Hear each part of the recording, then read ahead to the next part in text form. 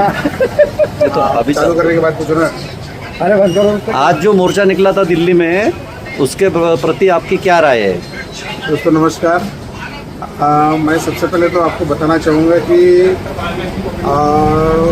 हमारे हिंदुस्तान में नीट का पेपर लीक होना और महाराष्ट्र में टीईटी का पेपर लीक होना, ये बहुत ही शर्मनाक बात है शासन प्रशासन के लिए। और इसमें आज एक बच्चा माँ बाप के लिए, बच्चों का सपना मतलब माँ बाप का सपना बनता है। उस बच्चे को घड़ाने के लिए, पढ़ाने के लिए माँ बाप अहोरात्र मेहनत करके पैसा कमाते और बड़े बड़े महंगे ट्यूशन क्लासेस में बच्चे की ट्यूशन्स लगाते और बड़े मेट्रो शहर में बच्चों का किराए का खर्चा, उनका रहने का खर्चा, ट्यूशन का खर्चा, तब एक बच्चे के पीछे मतलब लगभग 2-3 सालों की मेहनत माँ बाप की होती है। और बच्चा भी पहले 3 बजे से उठेगा, पढ़ाई करेगा और फिर ट्यूशन जाएगा, फिर पढ़ाई करेगा। तो इतने हार्ड मेहनत करने के बाद बच्चा अपने करियर पॉइंट ऑफ व्यू से आखिरी में इम्तहान देता है, परीक्षा देता है और ऐसे परीक्षा का पेपर अगर फूट जाए तो ये कितनी बड़ी उस बच्चे के लिए मानसिक हानि है, उसके लिए मतलब उसके फ्यूचर का अंधकार उसको सामने दिखता है। और उसी का नतीजा है कि आज जो जंतर मंतर पे यहाँ आंदोलन हुआ है, तो मेरे बच्चे भी 10वीं 12वीं में, एक बच्चे का पिता होने के नाते मैं भी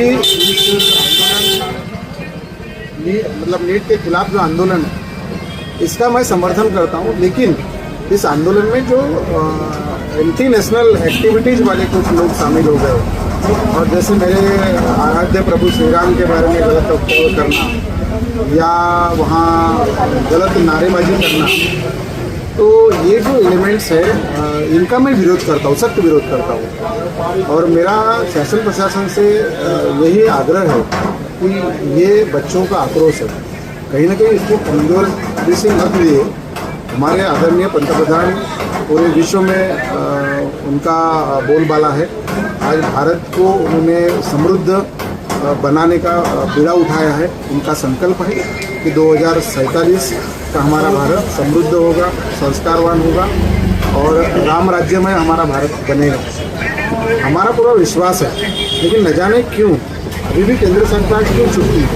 अगर छात्रों का आग्रह है कि हमारे शिक्षा मंत्री माननीय धर्मेंद्र प्रधान का इस्तीफा होना चाहिए, तो आज देश भर में ये आग क्यों लगने देना चाहते हैं?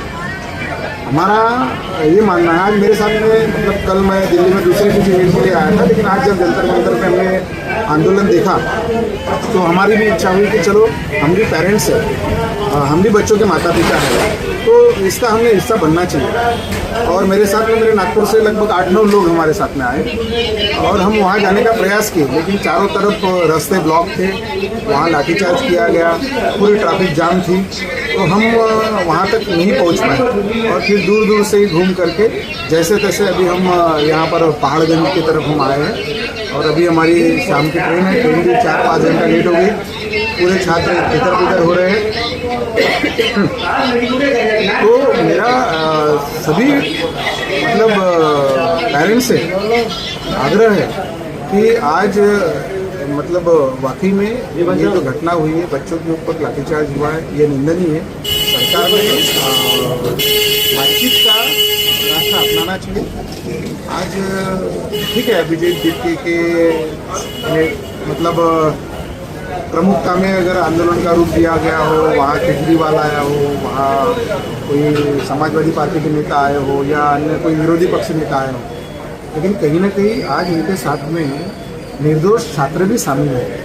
आज जिन माँ बाप के 20-25 बच्चे उन्होंने सुसाइड की, उनका पेपर कैंसिल होने के वजह से, वो एक बच्ची का वीडियो, एक पिता का वीडियो, 2 मिनट का पेपर को लेट हो गया, पिता ने वो गेट में अपना सर पटक करके आखिर में जान दे दिया।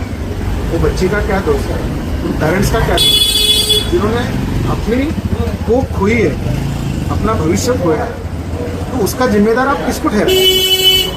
जिनको हम आज वोट दे करके सत्ता में बिठाया है, कहीं ना कहीं आज वो सत्ताधारी पार्टी की जवाबदेही तय होती है कि नहीं होती है? जो मंत्रालय जिस व्यक्ति को उस मंत्रालय की जवाबदारी दी गई है, अगर उस मंत्रालय के सानिध्य में अगर कुछ गलत काम होता है तो अगर अच्छा होता है तो तारीफ के फूल भी उस मंत्री के नाम से गाए जाएंगे, अगर गलत होता है तो भैया उसके लिए जिम्मेदारी भी उस मंत्री की होती है, लेकिन जिम्मेदारी स्वीकार करना ये बड़प्पन है, छोटापन नहीं है। तो मैं एक सामान्य नागरिक हूँ, सामाजिक व्यक्ति भी हूँ, पेरेंट्स भी हूँ।